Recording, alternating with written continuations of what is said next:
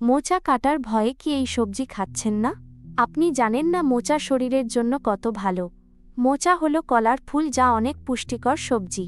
আমাদের দাদি নানিরা মোচা দিয়ে দারুণ তরকারি রাঁধতেন। এতে আছে প্রচুর আয়রন আর দরকারি ক্যালসিয়াম। এতে ভিটামিন এ আর সি পাওয়া যায় অনেক। এই সবজি খেলে শরীরের রক্ত খুব দ্রুত বাড়ে।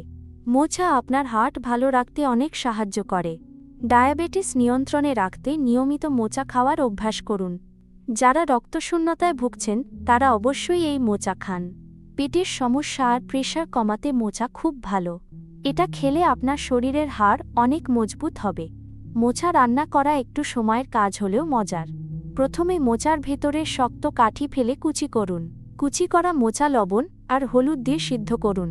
এরপর ভালো করে চটকে পানি ফেলে দিয়ে রাখুন। চিংড়ি মাছ বা ডাল দিয়ে মোচা রান্না করুন। রসুন আর জিরা দিয়ে মোচা ঘন্ট অনেক ভালো। ভাতের সাথে মোচা ভাজি বা ভর্তা দারুণ লাগে। সপ্তাহে অন্তত একদিন মোচা খাওয়ার চেষ্টা করুন। সুস্থ থাকতে টাটকা আর দেশি সবজি বেশি খান। ভিডিওটি ভালো লাগলে বন্ধুদের সাথে শেয়ার করে দিন। কাল কোন সবজি নিয়ে জানতে চান কমেন্টে লিখুন। সবাই সুস্থ থাকুন আর ভালো খাবার খান। ধন্যবাদ।